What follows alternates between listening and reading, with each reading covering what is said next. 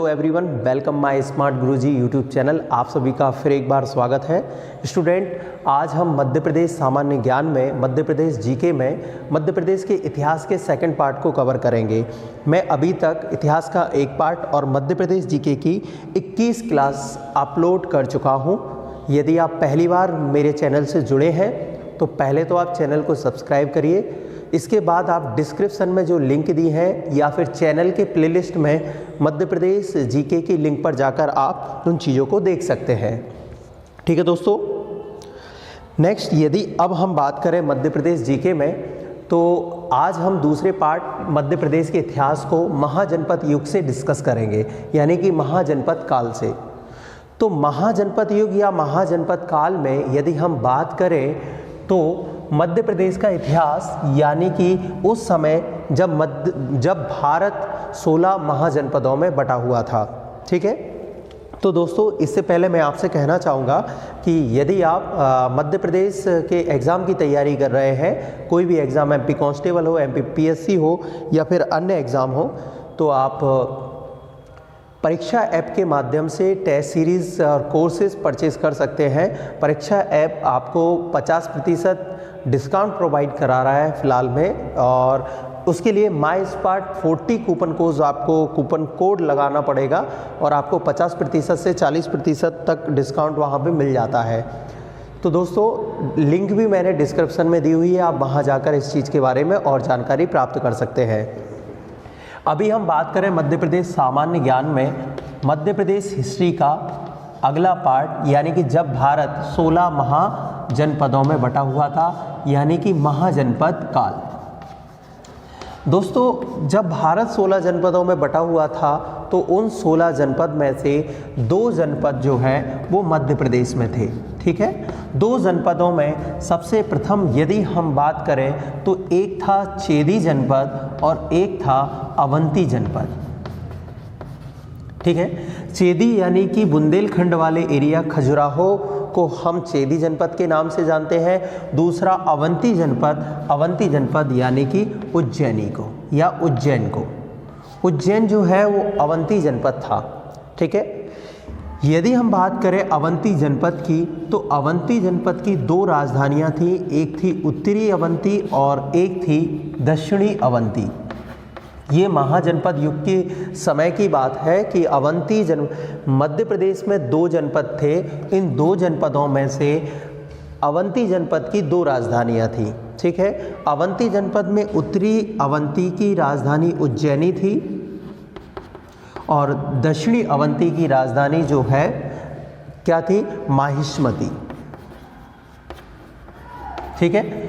तो ये आपके महाजनपद युग की बात आती है। जैसे ही हम महाजनपद युग से आगे बढ़ते हैं तो वहाँ पर मौर्य काल का प्रारंभ होता है, यानी कि मौर्य वंश या फिर मौर्य काल। ठीक है। जब भारत में चंद्रगुप्त मौर्य का शासन था भारतवर्ष में कुछ एरिया में, तो उस समय मध्य प्रदेश में उनका किस तरीके से प्रभाव था, तो वो आ जाता है मौर्य काल या मौर्य वंश पे।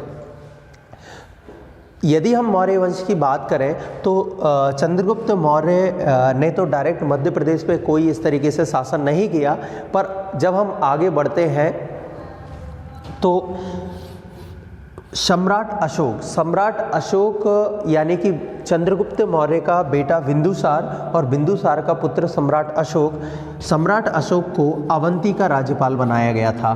पहली है अवंती का राज्यपाल। ठीक है। किसको? अशोक को। ये मौर्य काल की बात हो रही है और अवंती की बात हो रही है, क्योंकि अवंती जो है वो मध्य प्रदेश का ही भाग है। ठीक है।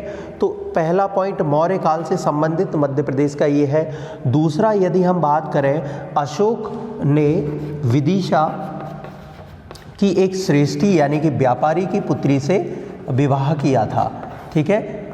जिसका नाम वैदिश महादेवी कुछ बौद्ध ग्रंथों में हमें मिलता है, वैदिश महादेवी। ठीक है। या विदिशा के नाम से भी उसका उल्लेख है। तो ये जो समय है ये मौर्य काल का है।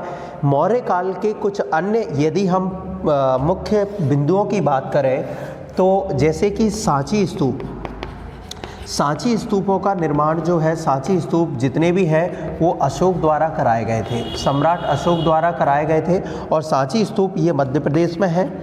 द्वितीय, यदि अब हम अन्य बात करें तो सांची स्तूपों के बाद आपने कुछ अन्य स्तूपों के नाम सुने होंगे, जैसे कि एक उज्जैन में स्तूप है जिसे बौद्ध उज्जैन का बौद्ध महास्तूप बोला जाता है, बौद्ध महास्तूप। ठीक है, ये अशोक ने अपनी पत्नी यानी कि जिसका हम श्री देवी या फिर वैदिश महादेवी की बात करते हैं, अपनी पत्नी के लिए इस स्तूप का निर्माण कराया था। तो ये दो प्रमुख स्तूप आप अशोक के समय या फिर मौर्य काल में मध्य प्रदेश के इतिहास में पढ़ते हैं। इसके अलावा स्तूपों के अलावा सबसे महत्वपूर्ण चीज़ मानी जाती है, वो मानी जाती है अभिलेख या लघु शिलालेख। तो अशोक के समय इन शिलालेखों का प्रचलन हुआ, तो मध्य प्रदेश में कुछ अशोक से संबंधित आपको लघु शिलालेख मिलेंगे, सम्राट अशोक या मौर्य काल से संबंधित लघु शिलालेख, यानी कि जिनमें अशोक के द्वारा कुछ शब्दों का या कुछ बातों का वर्णन वहाँ पे, कुछ उसकी विजय का वर्णन वहाँ पे हुआ है, तो उन्हें लघु शिलालेख की बात करते हैं। जैसे कि सबसे मुख्य जो शिलालेख यहाँ पर आता है गुर्जरा अभिलेख। दोस्तों, गुर्जरा अभिलेख मध्य प्रदेश के दतिया जिले में है और ये अभिलेख इसलिए महत्वपूर्ण है क्योंकि इसे बोला जाता है अशोक के नाम वाला अभिलेख। ठीक है दोस्तों, गुर्जरा अभिलेख अशोक के नाम वाला अभिलेख है। इसमें अशोक का नाम देवनाम प्रियदर्शी या प्रियदर्शी ये उल्लेख मिलता है। ठीक है, इसलिए अशोक के नाम वाला जो अभिलेख बोला जाता है वो गुर्जरा अभिलेख को कहा जाता है। तो इस तरीके से कुछ अभिलेख जो है मौर्यकालीन अभिलेख मध्य प्रदेश की धरती पर है या मध्य प्रदेश में मिलते हैं। नेक्स्ट यदि हम बात करें अगले हम प्रश्नों की, तो स्टूडेंट मौर्य वंश के बाद मध्य प्रदेश के इतिहास का जो अगला चरण आता है, अगला समय आता है, वो शुंग वंश से प्रारंभ होता है। शुंग मूलतः उज्जैन के रहने वाले थे और जो मौर्य वंश का अंतिम सम्राट था बृहद्रथ की हत्या पुष्यमित्र शुंग द्वारा की गई। पुष्यमित्र शुंग ने बृहद्रथ की हत्या करने के बाद मगध में एक नए राजवंश शुंग वंश की स्थापना की। दोस्तों, शुंग में ही जो सांची स्थित जितने भी स्तूप हैं, सांची में जो आप पत्थर के स्तूप देखते हैं और इसके बाद जो उसके पत्थर के बने तोरण द्वार देखते हैं, उन सभी का निर्माण शुंग शासकों ने ही कराया था। यानी कि अगर आपसे पूछा जाए कि जो सांची स्तूप है उनका जीर्णोद्धार किसने कराया था, तो पुष्यमित्र शुंग या शुंगकालीन शासकों ने कराया था। दोस्तों, शुंग वंश में एक शासक था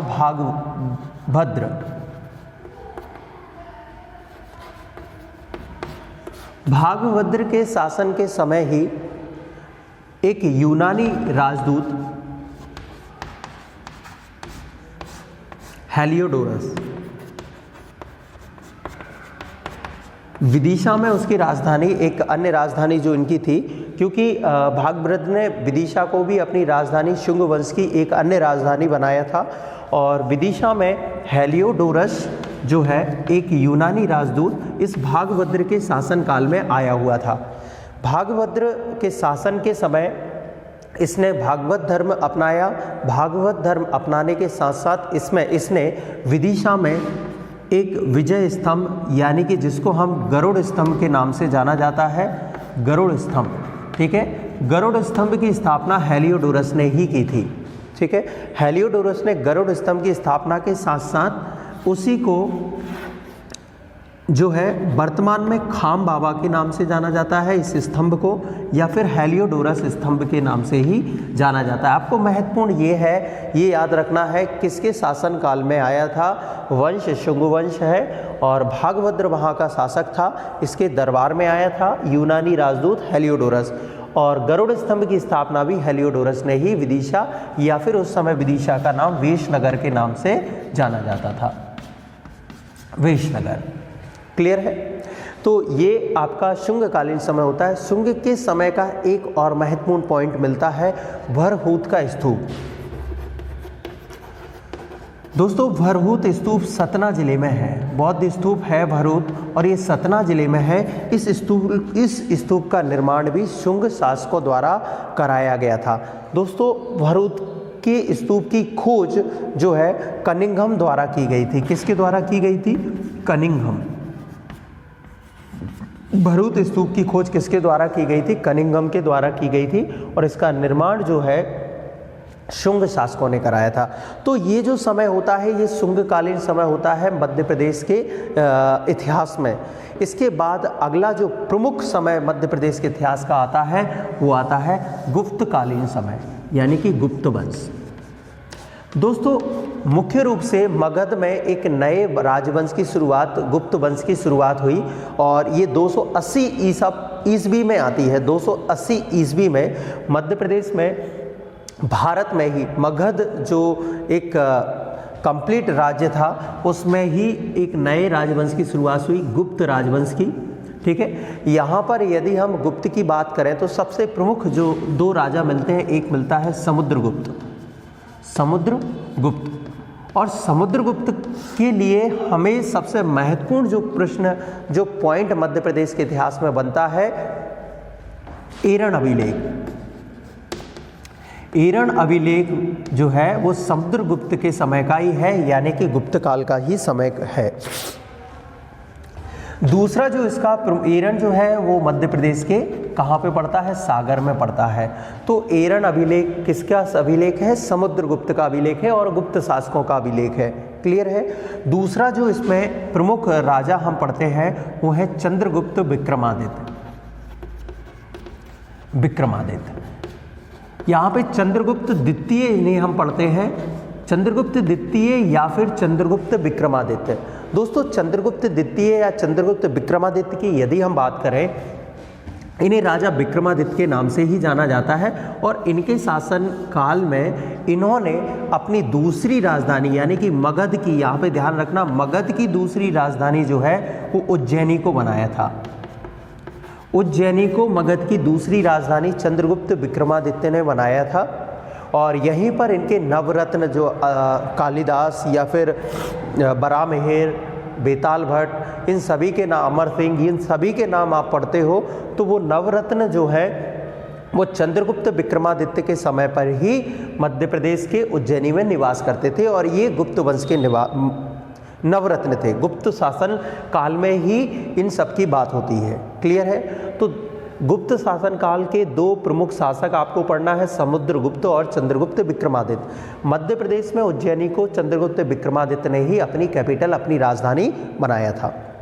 क्लियर है? तो आप यहाँ पे पढ़े हैं। इसके अलावा जो महत्वपूर्ण इसमें जाता है कि जितनी जो विदिशा की उदयगिरी की गुफाएं हैं, विदिशा में स्थित उदयगिरी की गुफाएं, इनका निर्माण किसने कराया था? तो इनका निर्माण भी गुप्त शासकों ने कराया था। विदिशा के उदयगिरी की गुफाएं, इनका निर्माण गुप्त शासकों ने कराया। एरन की गुफाएं, जिसमें एरन अभिलेख का नाम पढ़ते हैं, तो वो समुद्रगुप्त के समय का है। ठीक है? तो ये काल, गुप्त काल, जो कि भारत का भी एक महत्वपूर्ण ऐतिहासिक पॉइंट है और मध्य प्रदेश में भी आता है। दोस्तों मध्य प्रदेश के इतिहास या सभ्यता में जो अगला चरण हम पढ़ते हैं वो पढ़ते हैं परमार वंश। ठीक है? वैसे तो परमार वंश की स्थापना सियक द्वारा की गई थी और इनकी राजधानी थी धार। दोस्तों धार राजधानी में मुंज शासक था, मुंज, और मुंज के बाद मुंज का भाई सिंधुराज जो है शासक बना, सिंधुराज। और मुंज सागर झील की अगर आप बात करें, मुंज सागर झील भी कहाँ पर स्थित है? धार में स्थित है। सिंधुराज को हम ज़्यादा नहीं पढ़ेंगे, पर ये जरूर हम पढ़ेंगे कि जो राजा भोज का नाम पढ़ते हैं आप, राजा भोज जो है वो सिंधुराज के पुत्र थे, और सिंधुराज की मृत्यु के बाद राजा भोज जो है परमार वंश के शासक बने, जिनकी राजधानी धार थी। परमार वंशों में जो मुख्य रूप से संस्कृत और हम भारत की कलाओं की बात करें तो यह समय जो है विद्या एवं कला के लिए सबसे महत्वपूर्ण था।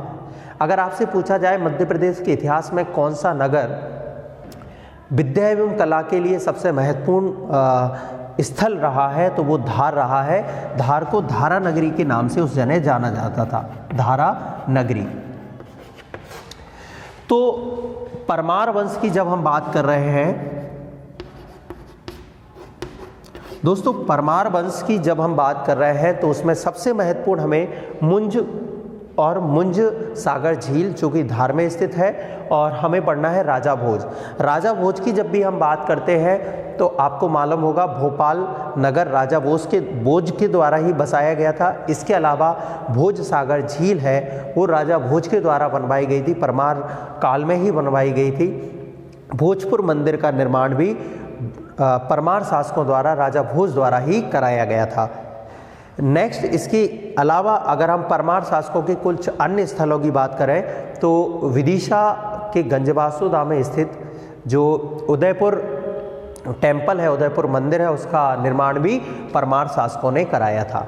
ठीक है, तो ये जो आता है आपका, ये परमार शासकों का सबसे महत्वपूर्ण है, क्योंकि ये जो वंश है, ये जो राजवंश है परमार राजवंश, ये केवल और केवल मध्य प्रदेश के धार से संबंधित है और मध्य प्रदेश के मालवा के कुछ क्षेत्रों से संबंधित है।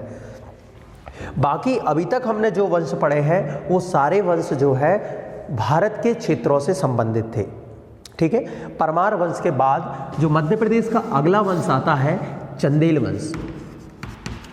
दोस्तों, चंदेल वंश जो है, यदि हम बात करें, इसकी स्थापना नन्नुक द्वारा की गई थी और ये खजुराहो से संबंधित है। ठीक है, तो अगर आपसे पूछा जाए खजुराहो मंदिरों का निर्माण किसने कराया था, तो चंदेल शासकों ने कराया था। क्लियर है, चंदेल शासकों ने खजुराहो के मंदिरों का निर्माण कराया था और चंदेल वंश जो है वो खजुराहो से संबंधित है। इसकी स्थापना नन्नुक द्वारा की गई थी। क्लियर है, तो ये चंदेल वंश भी एक अगला वंश राजवंश आ जाता है जो कि मध्य प्रदेश से संबंधित है।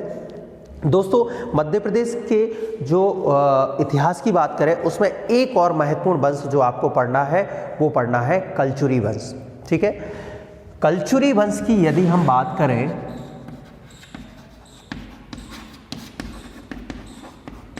तो दोस्तों, कलचुरी वंश जो है वो आपका त्रिपुरी से संबंधित है। ठीक है, और त्रिपुरी मतलब जबलपुर वाला क्षेत्र। ठीक है, यदि हम इसकी बात करें चंदेल वंश की, तो चंदेल वंश की राजधानी मैंने आपको पहले ही बताई क्या है, त्रिपुरी या फिर जबलपुर। चंदेल वंश को चेदी के नाम से भी जाना जाता था, चेदी वंश के नाम से भी जाना जाता था। दोस्तों, कलचुरी वंश की अगर हम बात करें तो कलचुरी वंश मुख्य रूप से इसका अंतिम शासक विजय शाह था और विजय शाह को यहाँ पे चंदेल शासकों ने पराजित किया। चंदेल शासकों की यदि हम बात करें तो चंदेल शासक अंतिम जो है परमर्दी देव को पृथ्वीराज चौहान ने पराजित किया। ठीक है, आपने आला और उदल का नाम पढ़ा होगा। आला और उदल चंदेल शासक परमर्दी देव के ही अंगरक्षक या उनके सैनिक रहे हैं। ठीक है, पृथ्वीराज चौहान के साथ 1192 में जब युद्ध हुआ उस समय ये पराजित हुए और आला उदल की मृत्यु हुई थी। ठीक है, पृथ्वीराज चौहान के बाद मध्य प्रदेश में यहाँ पे दिल्ली सल्तनत का प्रवेश प्रारंभ हो जाता है, क्योंकि आपको मालूम होगा महमूद गजनी और पृथ्वीराज चौहान के बीच जब युद्ध हुआ तो ग्वालियर पर सर्वप्रथम यहाँ पर महमूद गजनी का अधिकार हो गया और महमूद गजनी के अधिकार के बाद ही भारत में गुलाम वंश की स्थापना या दिल्ली सल्तनत की स्थापना होती है। तो ये हम आधुनिक मध्य भारत का इतिहास या मध्य प्रदेश में मध्य भारत के इतिहास का क्या इफेक्ट रहा इसको अगली क्लास में पढ़ेंगे। दोस्तों, वीडियो अगर पसंद आया हो, सारी चीज़ें समझ में आ रही हो, चैनल को सब्सक्राइब करिए, वीडियो को लाइक करिए और ज़्यादा से ज़्यादा लोगों के साथ शेयर कीजिए। तब तक के लिए आपका बहुत बहुत धन्यवाद।